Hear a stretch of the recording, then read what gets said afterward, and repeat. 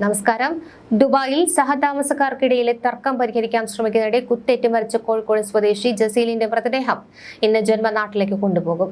2 ആഴ്ചയിലേറെ Dubai police മോർച്ചറിയിൽ സൂക്ഷിച്ചിരുന്ന മൃതദേഹം നിയമ നടപടികൾ പൂർത്തിയാക്കിയതോടെയാണ് ഇന്ന് വൈകിട്ട് വിമാനമാർഗം നാട്ടിലെത്തിക്കുന്നത്. കോഴിക്കോട് ചെറുവണ്ണൂർ മധുര ബസാർ സ്വദേശിയായ 32-കാരൻ നജാത്ത് മൻസിലിൽ ജസീൽ കഴിഞ്ഞ 15 ദിവസങ്ങൾക്ക് മുൻപാണ് അൽ ഖുസയിലെ താമസ സ്ഥലത്തുണ്ടായ ആക്രമണത്തിൽ കൊല്ലപ്പെട്ടത്. യുവാക്കൾ തമ്മിലുള്ള തർക്കം പരിഹരിക്കുവാൻ ഇടപെടുന്നതിനിടെയാണ് ജസീലിന് കുത്തേറ്റത്.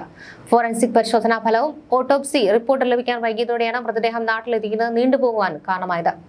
കഴിഞ്ഞ ദിവസം ഉച്ചയോടെ പോസ്റ്റ്മോർട്ടം നടപടികൾ പൂർത്തിയാക്കി മരണ സർട്ടിഫിക്കറ്റ് ലഭ്യമായി. ഇന്ന് വൈകിട്ട് ഷാർജ രാജ്യാന്തര വിമാനത്താവളത്തിൽ നിന്നുള്ള വിമാനത്തിലാണ് മൃതദേഹം കേരളത്തിലേക്ക് എത്തിക്കുന്നത്. പ്രവാസി ഇന്ത്യ പ്രവർത്തകരുടെ നേതൃത്വത്തിലാണ് നിയമപരമായ നടപടികൾ വേഗത്തിലാക്കിയത്. ദുബായ് പോലീസിന്റെ വിശദമായ അന്വേഷണത്തിന് ശേഷമാണ് മൃതദേഹം വിട്ടു നൽകിയത്. ഇന്ന് രാത്രിയുടെ മൃതദേഹം നാട്ടിലെത്തിച്ച് സംസ്കാര ചടങ്ങുകൾ നടത്തുവാനാണ് ബന്ധുക്കളുടെ തീരുമാനം.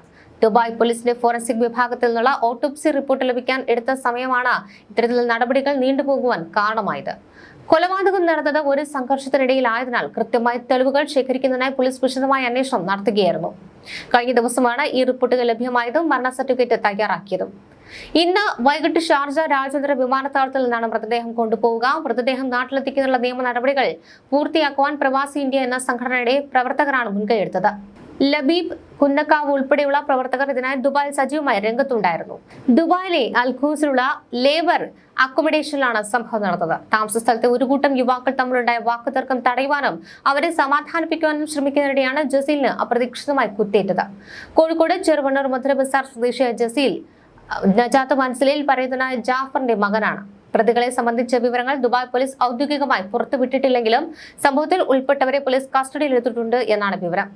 കരിപ്പൂർ വിമാനത്താവളത്തിൽ നിന്ന് മൃതദേഹം നേരിട്ട് ചെറുവണ്ണൂർ മധുര ബസാറിലെ ജലീലിന്റെ വീട്ടിലേക്ക് കൊണ്ടുപോകും. തുടർന്ന് ചെറുവണ്ണൂർ മധുര ബസാർ ജുമാ മസ്ജിദ് ഖബർസ്ഥാനിൽ ഇന്ന് രാത്രി വൈകിയോ നാളെ പുലർച്ചെയോടെ സംസ്കാരം നടക്കും.